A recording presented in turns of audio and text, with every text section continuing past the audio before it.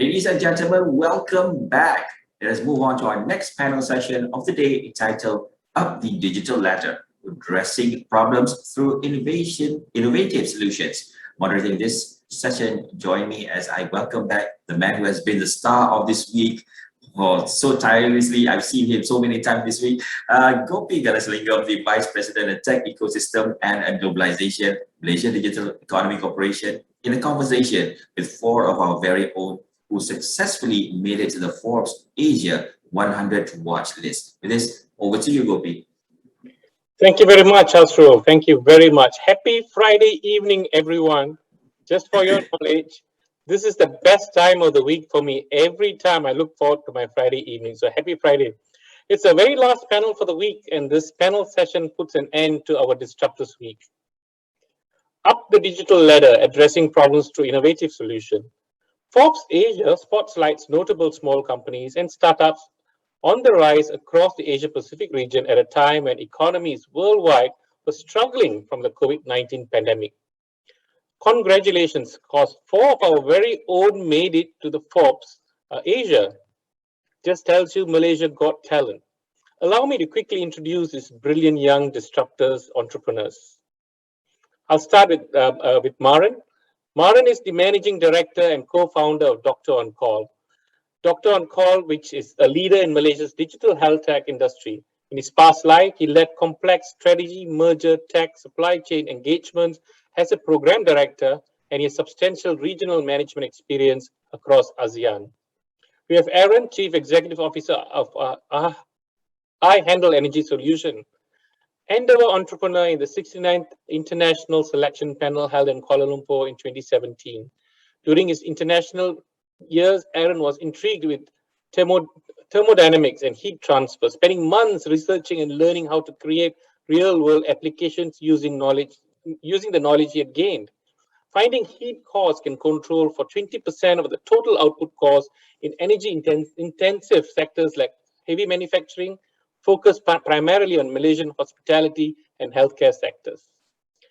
Lennise is the CEO and co-founder of Dropee, ASEAN's fastest growing B2B e-commerce enabler.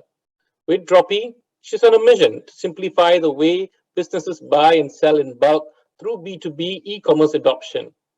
Aside from a day job, she's an active mentor within the startup ecosystem and an advocate for women entrepreneurship and venture investing. Last but definitely not least, Benjamin Croc, Chief Executive Officer and co-founder of BrioHR. Former McKinsey consultant and head of Lazada's strategy department, Benjamin developed a deep passion for people management in a career that spanned continents and industries. Noticing a pattern among companies that wanted to help their people achieve their full potential, he created BrioHR, together with a fellow INSEAD alumni in the hopes of transforming the workplace stories of millions around the globe and improving corporate performance for companies big and small at the same time. Panelists, welcome. Young entrepreneurs, welcome to the panel. And I would like to start the panel by allowing you all to speak a little bit about you, yourself, and the company that you represent and what they do. Let's start with ladies first. Lennise, you want to go first? I knew it, Dopey. I knew you were going to say something like that. But thanks, everyone. Thanks for having me on board today. I hope everyone's having a fantastic Friday. I know Gopi is can't wait to celebrate right after this, right? Yes. Hi guys, my name is Lennise. I am the CEO and co-founder of a startup based in Malaysia called Dropee. So essentially what we do is that we are on a mission to simplify the way businesses buy and sell in bulk. We actually provide our B2B e-commerce software solutions to brands and distributors so that they're able to service a lot more mom and pop stores and local retailers in a faster and better way via our AI-driven predictive analytics. So up to date, we facilitated transactions between sellers and brands with amongst more than 100,000 SME buyers across Malaysia. Through our platform, and it's been an awesome journey thus far. You know, a little bit about myself. You know, I've been in the entrepreneurship scene for the last 8 years for now. So this is not my first startup stint. This is actually my second. It's it's very heartwarming to see a lot more newer faces and newer entrepreneurs within the Malaysian ecosystem. And I can't wait to share my experiences, my thoughts about this ecosystem and how MDEC has been an awesome supporter in this. Thank you. Thanks very much. Maran, you want to go next? Sure. Thank you, Gopi, and good evening, everyone. DoctorOnCall is an online healthcare platform.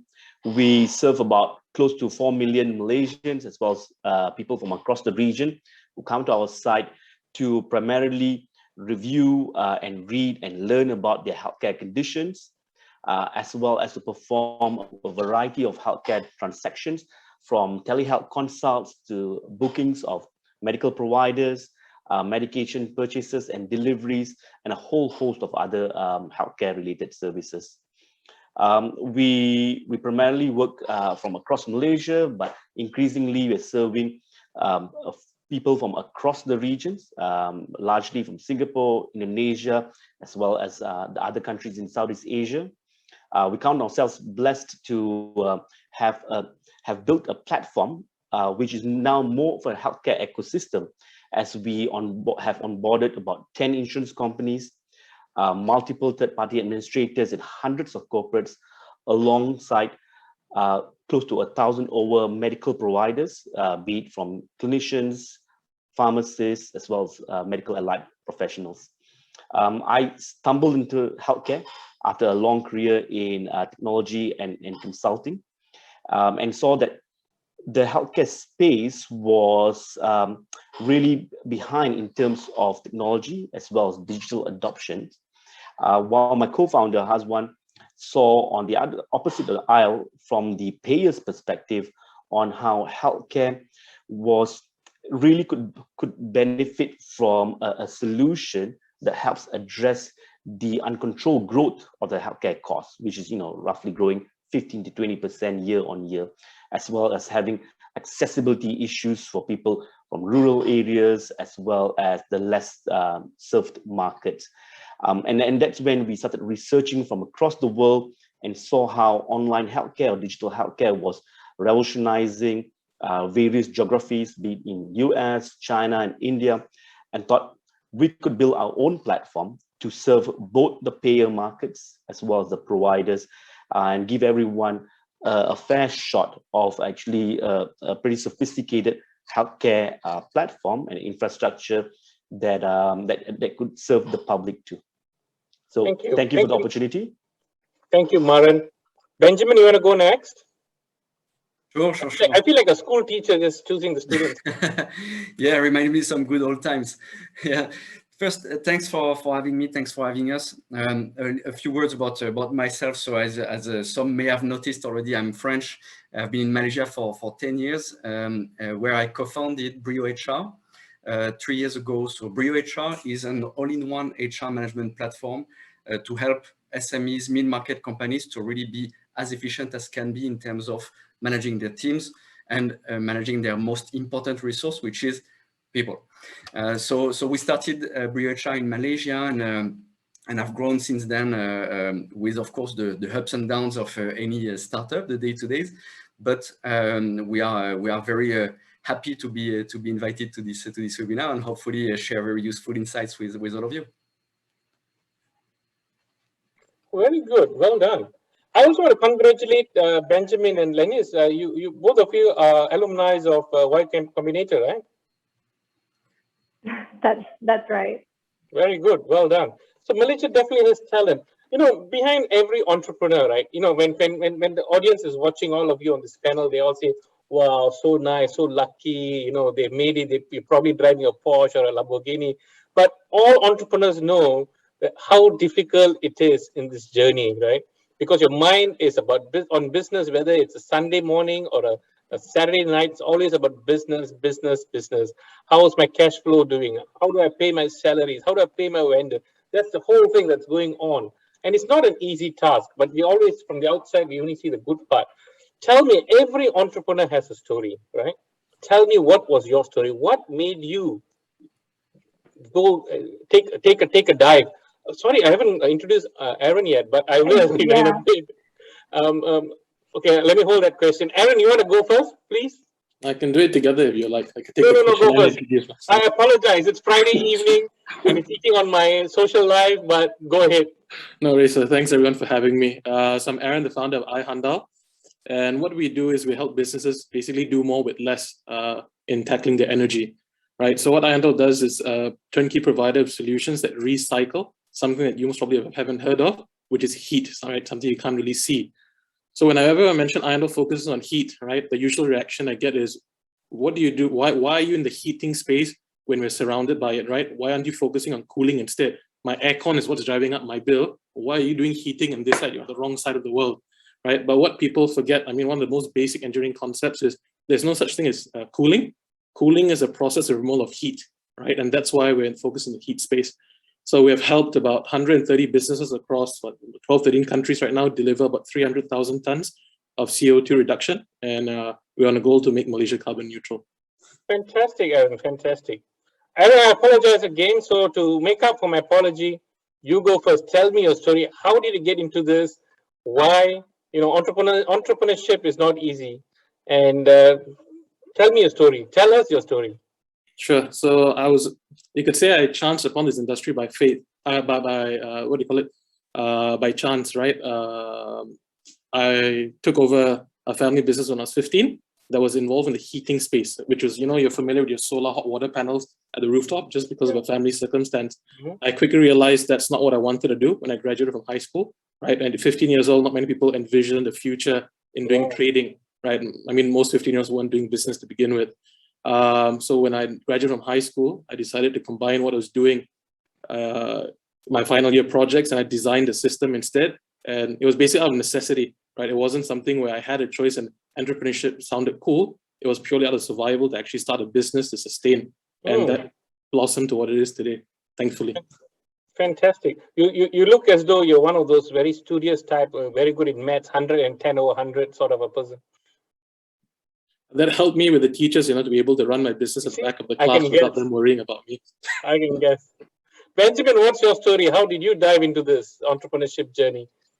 Yeah, so I think for me, it first maybe why Malaysia first? Why did I? Yes, how did I write that's very important. 10 years why ago? Malaysia? The thing is that I used to play badminton in France a lot, and in France, unfortunately, we are not the best in the world like you are guys in Malaysia.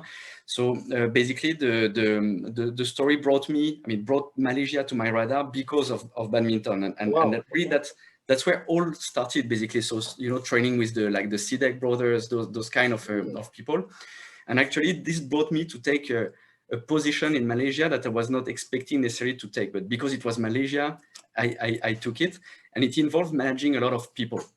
Like it was managing a shared service center, a finance shared service center for a big French company, and that's really where I got the knack, I would say, in terms of I'm interested in people, like how to make someone junior a bit more senior, how to resolve a conflict, how to improve communication in the workplace. So it was really enriching and new to me. That despite being in charge of finance, my day-to-day was all about people management, team management, and so on. And I was myself fairly junior at the time, but I had to do it. So then after this experience, I completed an MBA. I worked in consulting back in KL with McKinsey, as you said earlier. And while at McKinsey, I also worked with some companies, reorganizing, I would say, some areas of the businesses, trying to find some areas to grow further, and so on. And it was, again, all about organizational aspects. It was about making sure that people could express their full potential, and so on. And that's actually, at this time, I had no clue that I would ever be an entrepreneur. It was never an objective of mine. It was never, I didn't even think I would have thought, you would have asked me, I would have thought, oh, never, it's not for me. It's, it's not something that fits with me, basically. Basically, I started realizing that, I've been in so many companies as a consultant internally and so on, but I've never really seen a tool that would have helped me efficiently manage my team, the business unit I was managing, my day-to-day operations, and so on. So that's really when the HR tech, the HR software aspect came on the top of my mind. And in the end, this declic basically happened over the course of 3 months. So literally 3 months ago, 3 months before the start of BrioHR, I would never have imagined being in HR. never have imagined being in tech because I was not really a tech profile, and never imagined being an entrepreneur. Wow. 3 months later, I could only think about doing HR tech. so yeah, that's a bit so to me, it's really, I would say the topic chose me to the point that I had to do these things basically, but it was not a long-term project, long-time planned and so on. So Benjamin, can I say that the passion that you had in you, the passion was so great, so overwhelming, that passion made you build this business that's so successful today? I would say that definitely I'm very, very passionate about the field. So when those 3 months where this basically happened, I remember one night where I kind of wrote a very long email describing the software that I thought could be good, right? It was a very, very long email. Then I sent that to a freelancer asking to prototype it. Can we prototype this and so on? I would like to try it out. I could not sleep. I could not, I was already, without knowing it, I was already in BrioHR actually, even though the name didn't even exist at the time. But I was already in BrioHR, and only after having sent this email to prototype, like what BrioHR is today, basically with a few variations, I Googled and I like, maybe something like this exists. And that's where I realized that, the HR tech industry was not something I was inventing, by the way. So it was also a very funny and naive moment, almost. But it shows that the pain was real because I didn't know it was existing, and I was describing what would be the workday of this world today, which are the leading players. Everyone having that same problem. Yes, exactly. Nice, well done. Maran, what's your story? How did you and Accenture, right? Were you? Well, yeah, I was in a couple of consulting firms and working across the regions, helping a couple of clients, especially large organizations, move on to the newer and better tech, moving on to the digital world across fast-moving consumer goods, the consumer business space, and the likes of them. And they're pretty much quite advanced in terms of their digital adoption, in terms of having an online presence, and driving the entire e-commerce space. What happened was came back to Malaysia, continued consulting over here, and stumbled into healthcare. Right, I was trying to help my family in the clinic and the medical space, and the simple idea of saying, like, why not we just have an online presence from a clinic perspective, so that people can know which doctors to go to, what were their services, try to procure the services online, make bookings online. Turned out to be a bit of an adventure because there was no such solution out there. And nothing as easy as what a retailer could do on Shopee and Lazada, or a hotelier could do from bookings and the Airbnb. As I mentioned, I was kind of bouncing ideas with a couple of colleagues, and that's when we saw that besides the challenges that was facing the clinicians or the medical professionals, from the payer perspective, be it the large organizations out there or the insurers, they were struggling with the unarrested healthcare costs, which was growing very rapidly. So they needed better solutions to figure out where could they procure healthcare services, be it a doctor's consult, a specialist consult, medications, and all of those, and do price comparisons, find out about the specialty areas, and that was a key challenge that was plaguing a lot of this organization, and that's when we started researching and really realizing that there are solutions out there, not in Malaysia, not in this part of the world, at least in 2016 when we launched our platform. It was primarily in the places like States and China. They were already having public listed organizations along the same vein of DoctorOnCall, right? And then we thought, like, and that's when we said that why not we take a stab at it and create the solution from scratch to suit the Malaysian scenario, right? And customize it according to the local needs. And it's been a journey, right, over the last 5 years, in which we kept on building newer and newer products, encompassing the entire healthcare array of services, and enabling the respective clinicians as well as the payers to get on board. Too late to say any regrets, but you've no choice. You're in there now. and you're doing well, but for a non-medical person to be running this and understanding the healthcare, so I guess the technology play that and that you reverse engineer the problem statement. You're right. And I think, there was initial skepticism from the clinicians, right, that it could be done. But through the same, dogged approach of actually trying to explain to them, it has been done in other places. They do 500 million teleconsults in countries like the States, and they do, we have players in China that does 10 million a day, right? And the fact that it's really big business, and they could go. So we got various parties who are like-minded join us on this journey. But it's certainly been a bit like a prophet in the desert, right? Trying to make sure that people believe in the same enthusiasm as well as the business model that you're proposing. Wonderful.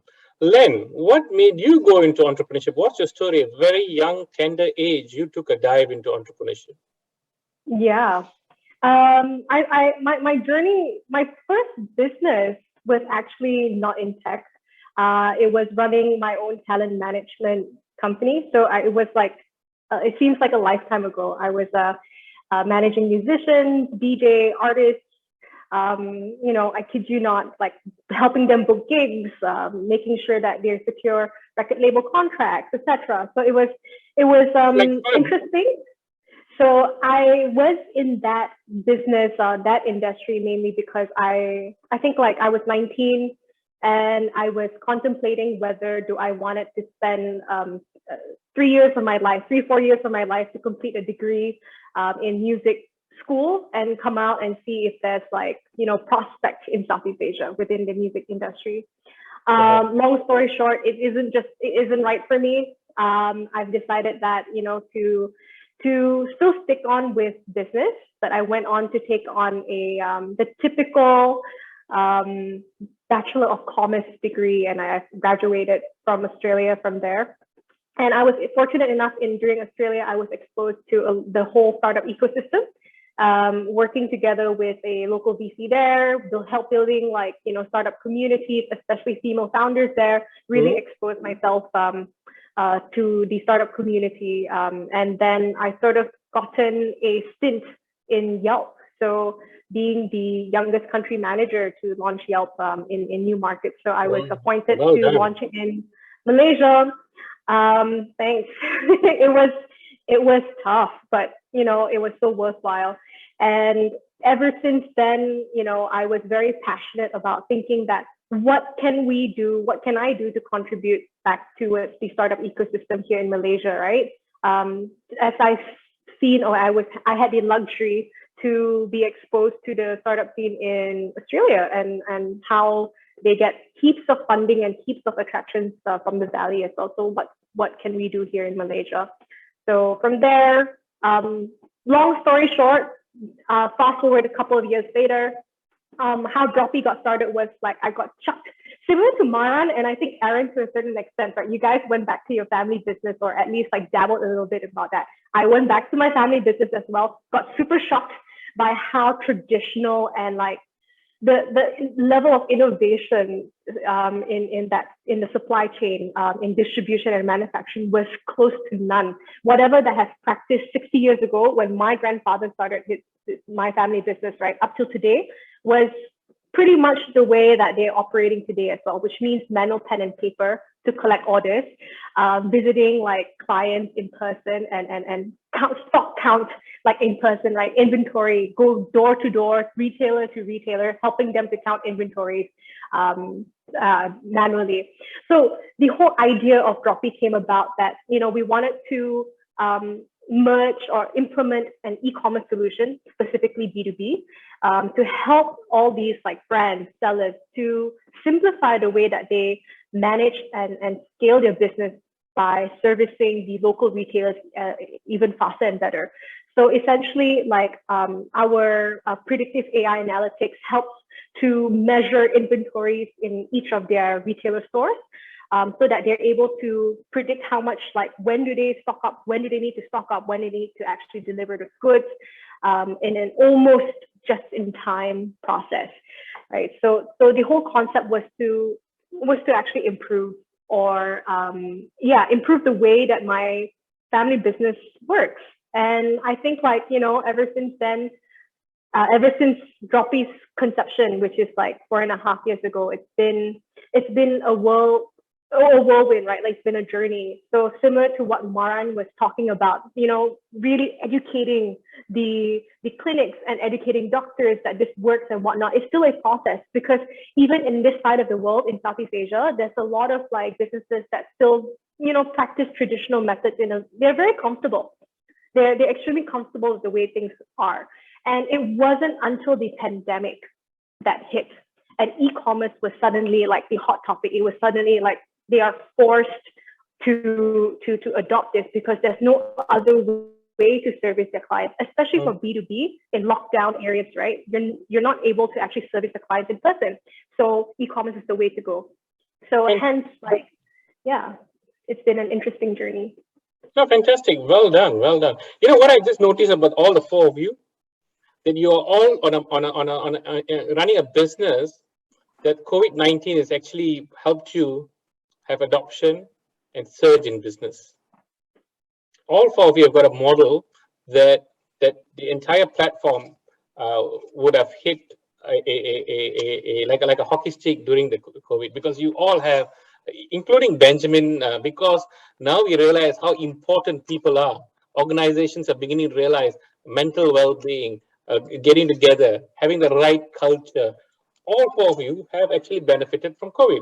So COVID's not all bad, right? I want to bring up a point. I mean, we all talk about entrepreneurship, we talk about market access, we talk about raising money, we all know that. But there's one fundamental, I think this part of the world, we lack that.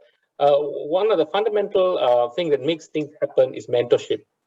Mentors, I mean, everybody needs mentors, right? Elon Musk has a mentor, the president of the United States has a mentor, we all need mentors. I just want to probably go back to Benjamin and all of you. Did you have a mentor when you built your business? Do you have a mentor now? Do you keep looking for different mentors at different stages of your business? Ben? Yeah, I mean, definitely. So I was never really in search for mentors throughout my career and so on. I mean, by that, I mean explicit search of mentors, but I always ended up having some mentors who became natural mentors for every stage that I was in. And actually the story with BrioHR is amazing, because there is this friend of mine, he's living somewhere in a different country. We don't know each other that much besides some, like parties. And at some point, when he hears that I'm thinking about starting BrioHR and so on, he just, get in touch just to know a bit more, just to share a few tips, because he himself is a successful entrepreneur in Singapore, having run a very large today fintech. But I didn't know it, and at the time it was not yet the case. His company was also fairly small at the time, and actually I realized fairly quickly, actually, in the process that this friend, whom I would never have imagined having this kind of discussions with him and so on, actually plays the role of a mentor to BrioHR. So to me and Nabil, my co-founder as well. Always here to listen when we have an issue and brainstorm together. Always here to share experience and so on. And in many aspects, I think it saved BrioHR, and it allowed BrioHR to be also what it is today. So it's not just an accessory thing to have a mentor. I think it's really a foundation of BrioHR is having this and few others actually, but this one may be more prominent as a mentor. Entrepreneurship is making mistakes every day, trying to have none of them being fatal, right? And trying to make less and less of them, and as you grow and so on. And I think that those fatal mistakes that we need to avoid as a startup, and that we needed to avoid at BrioHR, a lot of them were probably avoided also thanks to this mentor. So I would definitely seek for mentors again, no matter what is the area, and suggest to anyone out there to find a mentor. Again, we are talking startup, but I believe in it even beyond the entrepreneurship and business world. Fantastic. Well done. Aaron, what's your take? Do you have a mentor? Do you keep looking for mentors? Would you Yeah, have so done as well if you didn't have a mentor? Tell me. yeah, so everything, I think a majority or a big part of everything we've achieved today is a result of mentorship. We're very grateful for it. The unfortunate thing is when we first started, entrepreneurship wasn't the cool thing it is today, right? When you said you were going to start your own business, or you're trying to skip school, so you're going to try to, find an excuse instead of not going to college or things like that.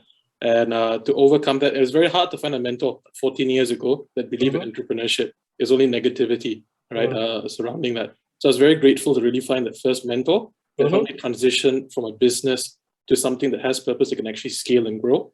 And I mean, I'm part of several organizations that, the core of it is mentorship. And they've actually helped me to overcome mistakes without, some of the corporate background that some people have and the educational background. Instead of running in circles, wasting time, which is what I did in the early years, mentors help you cut through all of that and get you to the next level, right? And really be that confidant that maybe other people, you can't really disclose stuff, that don't understand it, and they can really be there for you to actually help you. Yeah, so it's not a lonely, cold world out there, and a lot of sleepless nights, I'm sure.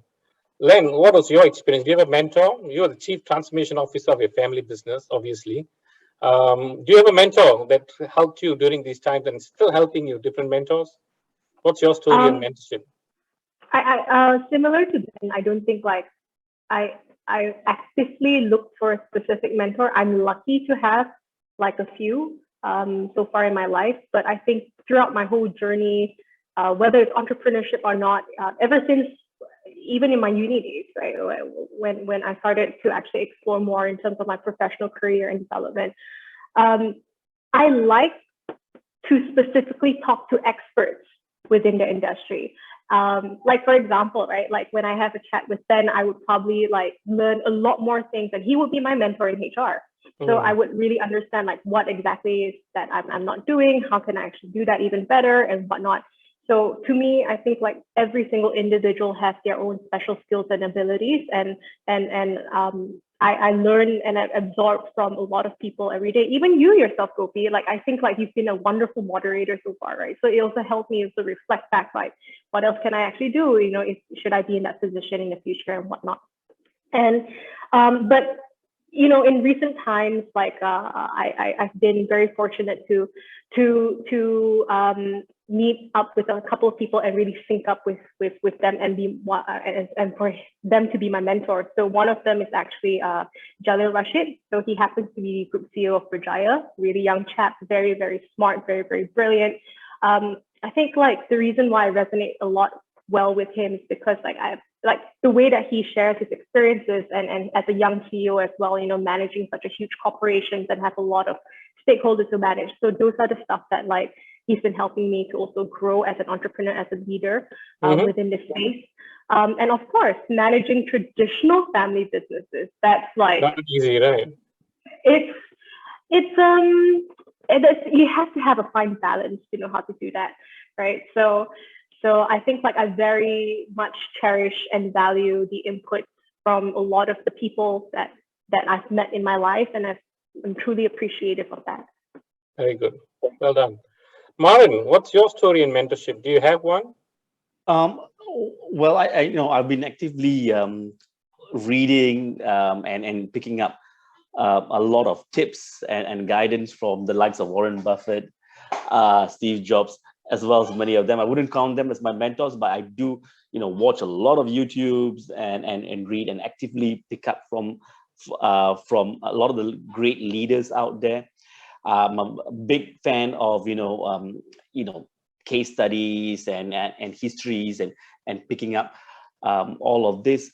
But on a closer side, I haven't been as fortunate as some individuals who have a very clear mentor to follow down a pretty well-defined path that they have taken. So I've taken a slightly different approach in which there are various people who have guided me, be it in the past life as a consultant or working across the region, as well as coming down into the startup field in terms of fundraising, getting the right talent, fine-tuning your business model. So and it's always been down very, it's always been on very specific topics, right?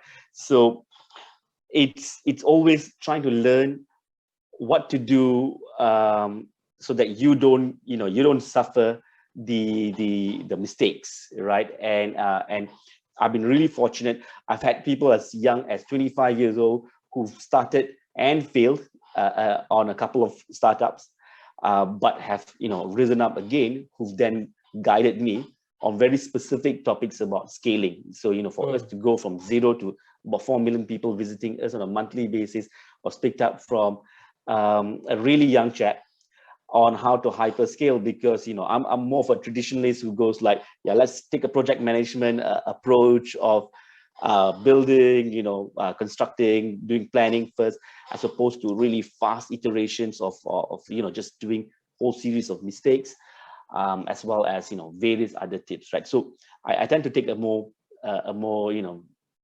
more practical approach to learning very specific techniques or lessons from many individuals around me. Well done. Well done. We've got 10 more minutes. I've got 2 quick questions, but before that, I just want to put it out there. The reason why we have this panel is to congratulate and celebrate with the 4 of you for making it to the Forbes. It's not easy, right? You only have 100 companies that make it to the Forbes, 4 of them from Malaysia, and we want to celebrate. I think Malaysia's got talent, and I think you guys worked really hard, and you've been listed at the Forbes. And so I see a lot of optimism in your business, in your journey in entrepreneurship from now. But there are thousands of wannabe entrepreneurs and entrepreneurs out there listening to all of you. And this is also for them to be motivated, to understand that at the end of the day, all of you are humans. You are not as comfortable as people see you. You struggle to build this business. You've struggled to take it to where it is today. And so it's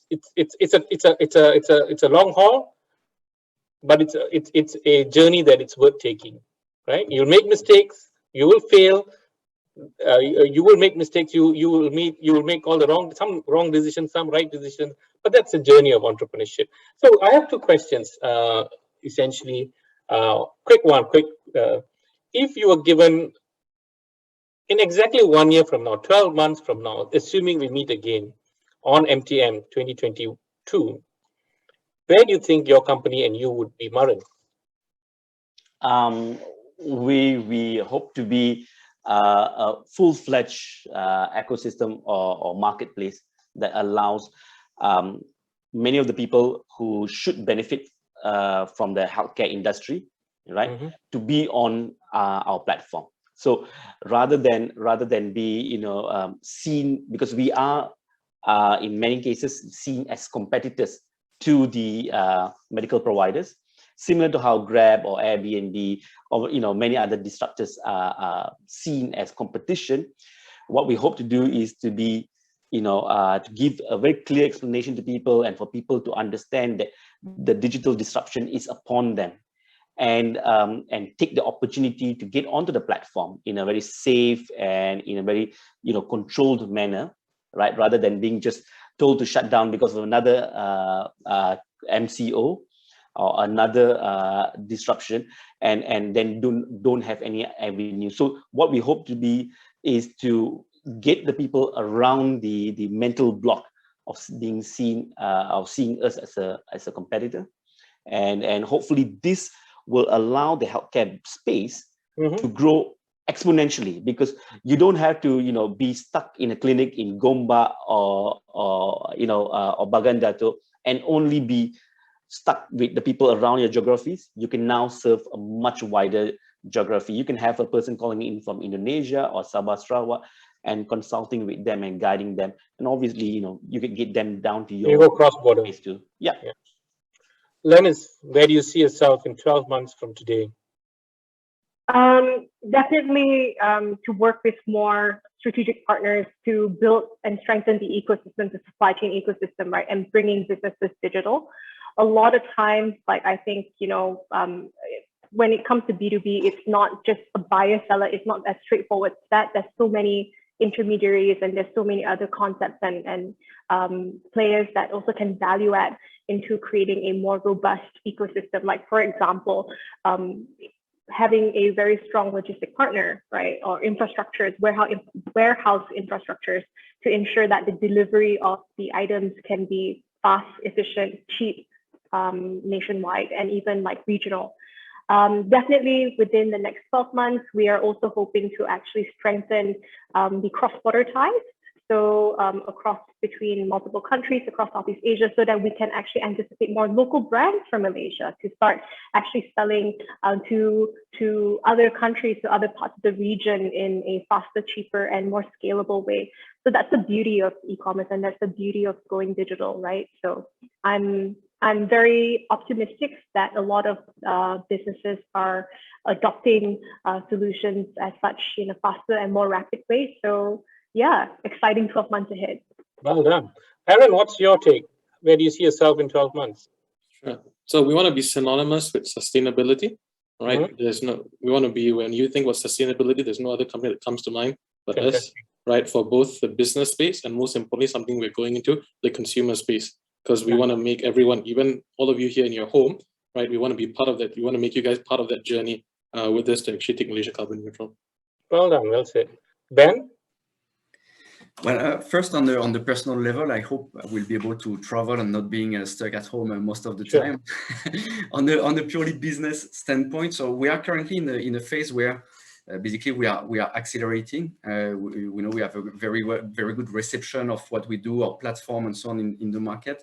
So I hope that in the next 12 months, I mean in 12 months from now, we are really ready and have the right foundation basically to grow throughout the region, which is really the ultimate objective since day one, is to be a Southeast Asia plus player and not only in Malaysia. So today we are already in Malaysia, Singapore, Indonesia, but Singapore and Indonesia are still, nascent markets for us. So what we hope is really to have establish the foundation that we need to really accelerate internationally from there. And on the business / philosophical standpoint, I mean, in terms of our mission, it's really hoping to basically have helped 10x people. So 10x is good for business, obviously, but the why we do that also is that because we really believe that people are the number one asset, and we really believe that companies should be equipped to really provide a proper working environment and so on to their employees. So that's really what we hope we will have achieved and move from the status of just a startup to a, established startup. So I keep the startup, but I would scale up. Yeah, in fact, it's more, when I say established, it's more in terms of the brand and so on. Today, we still have sometimes to justify that we are a serious company. I would like this to change, because in the end, if our product is better, if our support is better, if everything is better, let's just try us out and you'll see. Nice, Ben. I want to stick with you, Ben. Last question for everyone, but I'll start with you, Ben. I'll stick with you. If you were given another chance to start your business, would you still start it from Malaysia? Yeah, in short, yes.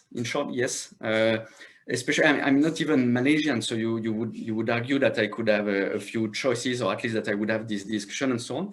But when we started BrioHR, I was already in Malaysia for 7 years, so I know exactly basically what it was and so on. And my co-founder was in Singapore. He's French as well, but was in Singapore. But never there was a real discussion, a real choice to make about this. As soon as we decided that it was going to be Malaysia, and Nabil moved straight away, left everything in Singapore, house and job and everything, to move to Malaysia. So it's a strong statement we make for Malaysia, and for many reasons, like the infrastructure is there, the talent is there, the cost is lower than in pretty much any other competitive place on the other elements.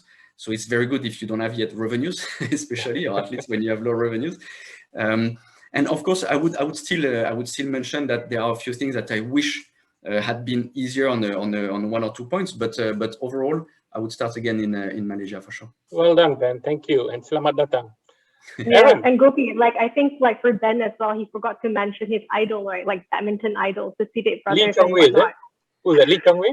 Yeah, actually, I trained with at the time. It doesn't make me very young, but at the time I trained with Misbun Sidek, who was the Hashim brother. So that's my time, Misbun Sidek. Yeah, if you remember Hafiz Hashim, he just won Wimbledon. The All England, just after, and Misbun was then embarking as the coach of Lee Chong-wei right at this time, actually. Wow.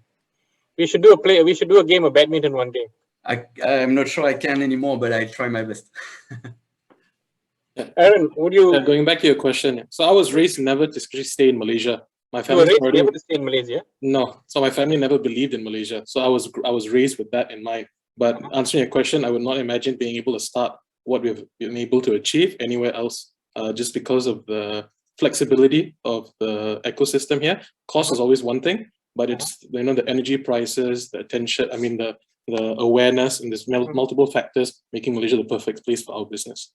Well, nice. Thank you, Len. Yeah. Oh, maybe I'll skip So- Len. I'll go to Maran first because I have something with Len now. Maran. Right. Maran. Yeah, I think the pros and cons, right? And it clearly would need a clear rethink, because I think from a pro perspective, many people have mentioned about the great talent, the affordable cost structure, and the fact that there's a lot of stability in terms of you know what the regulations are, that there's not going to be any major changes in policies, although the governments could change. But from a cons perspective, I think what's always been the bugbear or the challenge post is every time we talk to a VC, especially in a large scale funder, you go like, man, I wish you were in Indonesia or Vietnam, and we would invest in you in a heartbeat, right? Because you got a great product, you got great services, all the right things, but the geography is just small from a Malaysian perspective. Also in the healthcare space, it's a fairly regulated space, and we've had numerous challenges in terms of the interpretation of some of the acts that haven't been modified or haven't kept up with the changing times. And it's good that we have a pretty robust court system, but it's also been fairly expensive, as we've been tried on multiple occasions to actually clearly interpret the rules. And sometimes you could have a overzealous interpretation or following of the rule, right? When that in some other geographies like Indonesia or Philippines, it's just free market in most cases, and they just are a lot more lax in terms of that, the regulation aspects, and hence allow for a lot more innovation to be done. And I think we've seen this also across the e-commerce and fintech space. So if we clearly could address that in the coming years, from a funding, from a regulatory perspective, a lot more stability to it, I think Malaysia could be the so-called Estonia or real model country for very specific subjects like what we already seen over here, right? Yes. In health tech, in HR tech, in sustainability, and really chart a very clear pathway for many of the startups over here, rather than getting stuck or mired in a very competitive fintech or e-commerce space that has that would benefit from the large geographies or the deep funding that you see in other countries. Maran, thank you very much for your honesty and your feedback. Len, I wanted to go last with you because I started with you and I want to end with you. Len, what's your take? So poetic. So poetic. Yeah, so poetic, Gopi. I think whatever these three gentlemen have said, they've really summed it up really, really well, on my thoughts. But I just like to add on top of that, right? I think Malaysia is definitely an amazing place to kickstart off. It's a melting pot of different cultures, different languages, ethnicities that you can actually experiment a lot before you can actually start scaling and grow beyond the Malaysian borders. So given Malaysia's population and size is not as big as Indonesia and whatnot, right? But that doesn't stop us Malaysians or even entrepreneurs here to actually grow beyond. I think we have fantastic support over here to help us scale and grow across different parts of the region. So that's not something that is missing. I think it's more towards closer to home, which is within Malaysia itself. I see that as we scale and we ramp up, our penetration across second and third tier cities, a lot of times what we see is the lacking of proper infrastructure over there. So even connectivity, like simple like internet connectivity, stable lines and whatnot, and even access to computers or laptops there is still quite, there's still a gap over there. And I think like that's also something that, both public and private sectors can actually come together to figure out how to actually solve this issue. Especially we're moving towards this digital era, this digital age. It is extremely important to ensure that every single individual nationwide has access to the internet, and it's so fundamental these days, which is oftentimes overlooked. Thank you very much, Ren. Thank you very much. Guys, thank you so much. You guys are wonderful. Congratulations once again. I only see optimism. I see success in all of you. Hang in there and everything will be all right. With that, thank you very much. But I'm going to stay on and please stay on. I'm going to say my thank you to MTM. I just want to take this opportunity, guys, to everyone to say thank you very much. It's been a good 1 week of many, many panels that when we started off on Monday with fintech regulators, with fintech showcases, with fintech companies, what's happening in the fintech space. Then on Tuesday and on Wednesday, we went on to the gaming side, the digital content side. Thursday, it was all about market access. It was a fantastic, right from Australia, right down to ASEAN. We spoke about market access. And today, we started the day with Startup Genome, who spoke about Malaysia as an ecosystem a player and where we are in the global rankings and what we must do to improve. Very positive, very forward-looking positive statements made by Startup Genome. Then we had the health tech roundtable. It was fantastic, no holds barred, 1.5 hours. It was an amazing panel. Then we had Kylie and Azran speaking. I had a very open chat about the ecosystem here in Malaysia. It was very positive. And just before this panel, Freda Liu spoke to the 4IR companies and 4IR technology and what Malaysia is doing in that space. And today, right now, we close with the Forbes, the companies that made it to the Forbes 30. Thank you very much. Have a good day. Stay safe. And we'll see you again, MTM 2022. Back to Asru. Thank you, Gopi, for the uplifting summary and the closing speech. And also to our young entrepreneur panel members for the amazing session. With that session, we have concluded day 5. We've included the whole week of this Digital Disruptors Week here at MTM 2021. Malaysia at the heart of digital ASEAN. I'd like to thank all our esteemed speakers for powering up this days, weeks, whole month of your outlooks, ideas, and insight on prioritizing the digital economy. So we invite participants to join us here next week, Monday, 10 a.m. for the closing ceremony of the MTM 2021. Meanwhile, do check out the agenda for our satellite events still happening around the MTM 2021 space. Also, participants make use of the virtual networking lounges available. You're welcome to reach out to the event admin if you need some assistance. With that, we end this week on a high. This is Hasro, your host, signing out for the day, for the week. See you next week, 10 a.m. Stay safe, everyone.